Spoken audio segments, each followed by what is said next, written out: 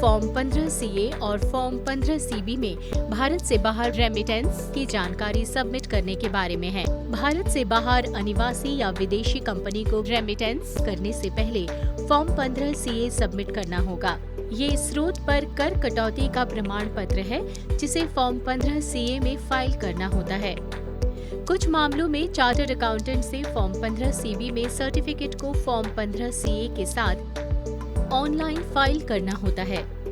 Form 15 CA को किसी भी कैटेगरी का करदाता, अधिकृत हस्ताक्षरकर्ता या प्रतिनिधि निर्धारित ही फाइल कर सकता है। सीए भारत से बाहर रेमिटेंस और स्रोत पर काटे गए कर का सर्टिफिकेट फॉर्म 15 सीबी में जारी कर सकता है। फॉर्म 15 सीए फाइल करने के लिए करदाता को ई फाइलिंग पोर्टल का पंजीकृत यूजर होना चाहिए, जिसके पास वैलिड यूजर आईडी और पासवर्ड हो और एक्टिव पैन हो।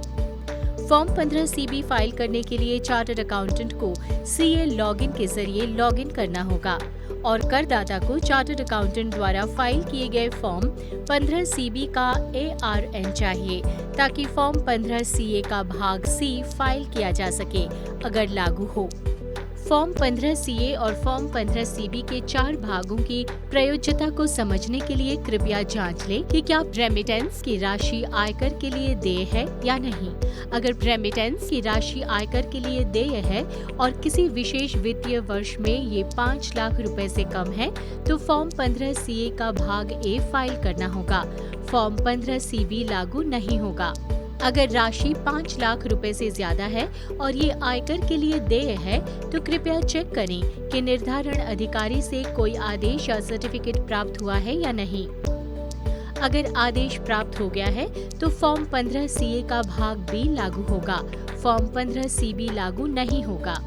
हालांकि अगर रेमिटेंस की राशि आयकर के लिए देय है, ये 5 लाख रुपए से ज्यादा है और निर्धारण अधिकारी से आदेश प्राप्त नहीं हुआ है तो फॉर्म 15 सीए का भाग सी लागू होगा और इसे चार्टर्ड अकाउंटेंट की ओर से फॉर्म 15 सीबी में सर्टिफिकेट के साथ फाइल करना होगा। जहां रेमिटेंस की राशि आयकर के लिए देय नहीं है, कृपया चेक करें कि क्या ये नियम 37 BB खंड 3 के तहत स्पष्ट रूप से बाहर रखा गया है। अगर हाँ, तो फॉर्म 15 सीए या फॉर्म 15 सीबी फाइल करने की जरूरत नहीं होगी। अगर राशि नियम 37 BB खंड 3 के तहत बाहर नहीं रखी गई है तो उस स्थिति में फॉर्म 15 सीए का भाग डी लागू होगा और जहां रेमिटेंस आयकर के लिए देय नहीं है वहां फॉर्म 15 सीबी लागू नहीं होगा। आइए भाग ए में सबमिट करने के लिए जरूरी जानकारी को देखते हैं।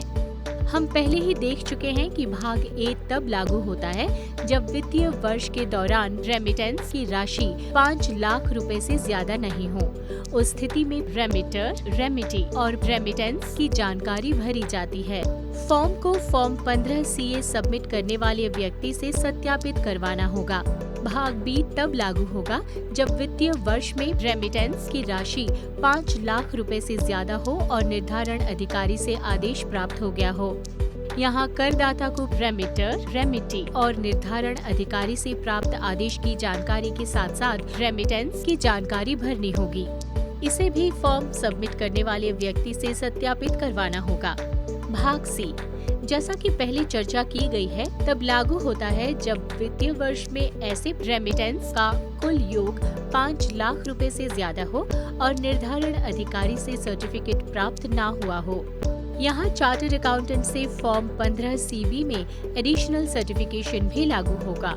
इस विशेष मामले में रेमिटी और रेमिटेंस की जानकारी के साथ साथ चार्टर्ड अकाउंटेंट की जानकारी और जरूरी दस्तावेज भी सबमिट करने होंगे। भाग डी में सबमिट की जाने वाली जानकारी की बात करें तो ये तब लागू होता है जब रेमिटेंस कर के लिए देय नहीं है और भुगतान नियम 37 BB में स्पष्ट रूप से बाहर नहीं रखा गया हो। कृपया रेमिटर, रेमिटी, रेमिटेंस की जानकारी दर्ज करें। इसे भी फॉर्म सबमिट करने वाले व्यक्ति से सत्यापित करवाना होगा। फॉर्म 15 सीए और फॉर्म 15 सीबी को ऑनलाइन मोड या ऑफलाइन मोड के जरिए सबमिट किया जा सकता है। फॉर्म 15 सीए के लिए बल्क फाइलिंग की सुविधा भी उपलब्ध है। अब आइए देखें कि फॉर्म 15 सीए के भाग ए, बी और डी को ऑनलाइन मोड के जरिए कैसे सबमिट करें। ऑनलाइन मोड में फॉर्म फाइल करने के लिए करदाता को यूजर आईडी और पासवर्ड का उपयोग करके ई फाइलिंग पोर्टल पर लॉगिन करना होगा। डैशबोर्ड पर करदाता को ई फाइल पर क्लिक करना होगा। इनकम टैक्स फॉर्म्स पर जाना होगा और फिर फाइल इनकम टैक्स फॉर्म्स पर क्लिक करना होगा। File income tax forms page पर करदाता फॉर्म 15 CA चुन सकता है। वैकल्पिक रूप से करदाता सर्च बॉक्स में फॉर्म 15 CA दर्ज करके फॉर्म फाइल कर सकता है।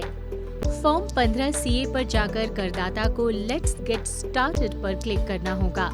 लेट्स गेट स्टार्टेड पर क्लिक करने पर फॉर्म 15 CA दिखाई देगा।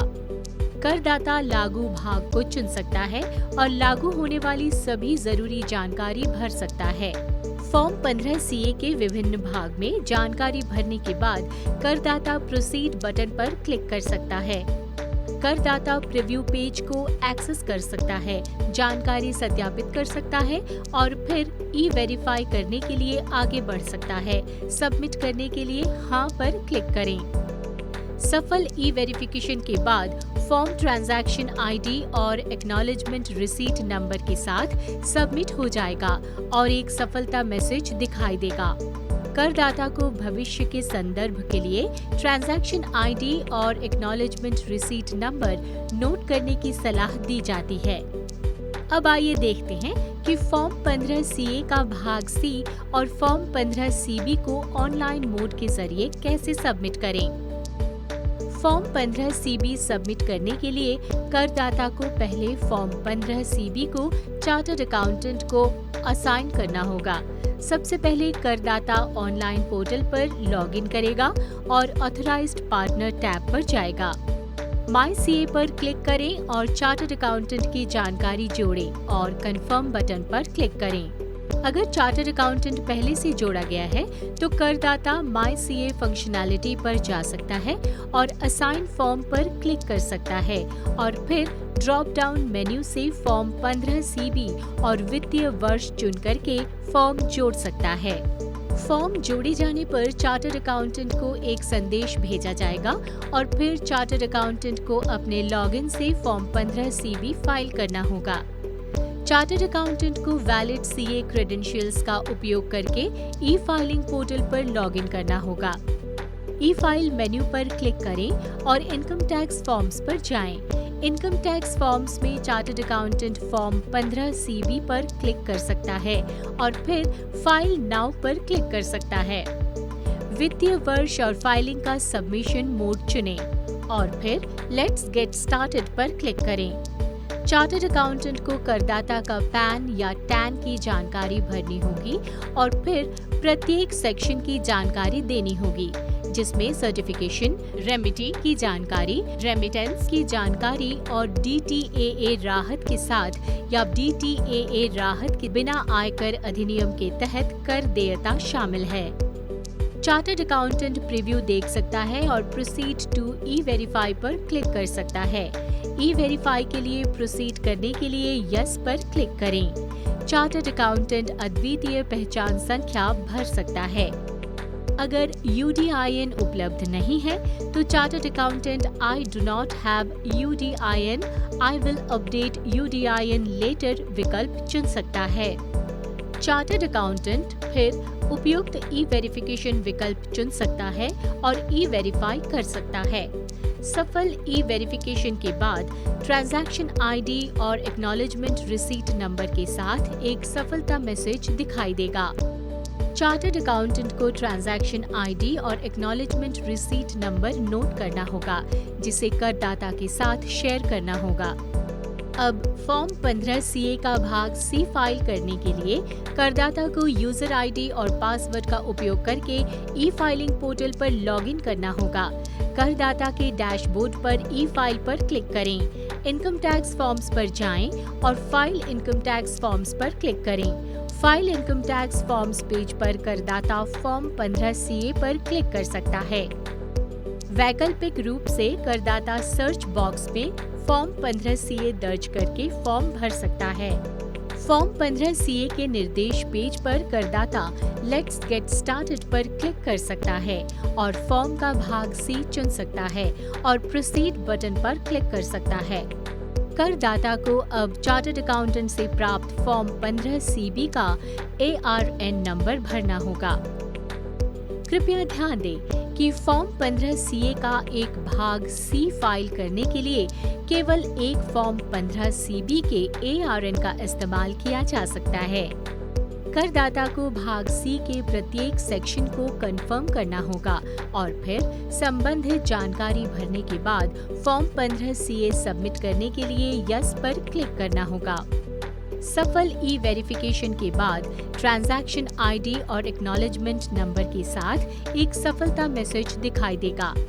अब आइए देखें कि फॉर्म 15 सीए को ऑफलाइन या ब्लॉक मोड के जरिए कैसे फाइल करें। ऑफलाइन या बल्क मोड में फॉर्म फाइल करने के लिए करदाता को ऑफलाइन या बल्क मोड चुनना होगा। निर्धारित का पैन और टैन ऑटोमेटिकली भर जाएगा। करदाता को वित्तीय वर्ष, फाइलिंग टाइप प्रदान करना होगा और निश्चित रूप से सबमिशन मोड ऑफलाइन या बल्क चुनना होगा। करदाता form 15 CA offline utility download कर सकता है। वैकल्पिक रूप से यूटिलिटी होम पेज के डाउनलोड सेक्शन से भी डाउनलोड की जा सकती है। करदाता को अब रेमिटर, रेमिटी और सीए कॉम्बिनेशन के लिए अलग-अलग XML तैयार करने होंगे। करदाता एक या एक से ज्यादा XML के लिए जिप बना सकता है। भाग सी के मामले में करदाता को चार्टर्ड अकाउंटेंट द्वारा सबमिट किए गए फॉर्म 15 सीबी का XML इंपोर्ट करना होगा। फाइल्स तैयार करने के बाद करदाता XML फाइल्स के जिप फोल्डर को अटैच करने के लिए अटैच फाइल पर क्लिक कर सकता है। इसके बाद करदाता को ई-वेरीफाई करना होगा और अधिक जानकारी के लिए आप हमेशा हाउ टू ई-वेरीफाई यूजर मैनुअल देख सकते हैं। सफल ई-वेरिफिकेशन पर ट्रांजैक्शन आईडी और एक्नॉलेजमेंट रिसीट नंबर के साथ एक सफलता मैसेज दिखाई देगा। करदाता को इसे भविष्य के संदर्भ के लिए नोट करने की सलाह दी जाती है। जब बल्क अपलोड सफल हो जाएगा तो प्रत्येक फॉर्म 15 सीए के लिए एक एक्नॉलेजमेंट नंबर जनरेट होगा। PDF डाउनलोड करने के लिए करदाता ई फाइल पर क्लिक कर सकता है और इनकम टैक्स फॉर्म्स पर जा सकता है और फिर व्यू फाइल फॉर्म्स पर क्लिक कर सकता है। फॉर्म 15 सीए का डाउनलोड करने योग्य PDF इस विकल्प में उपलब्ध होगा।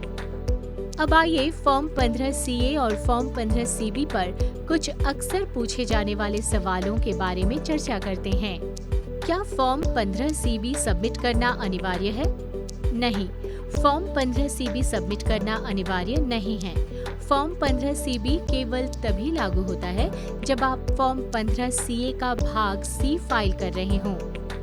क्या फॉर्म 15 सीए को वापस लिया जा सकता है? नहीं, फॉर्म 15 सीए को वापस लेने का कोई विकल्प नहीं है।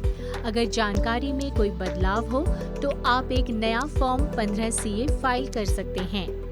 फॉर्म 15 सीए और फॉर्म 15 सीबी फाइल करना बहुत आसान है। अगर आप इसके बारे में और जानना चाहते हैं तो आप किसी भी समय www.incometax.gov.in पर विजिट कर सकते हैं या यहाँ दिए गए हमारे हेल्पलाइन नंबरों पर संपर्क कर सकते हैं।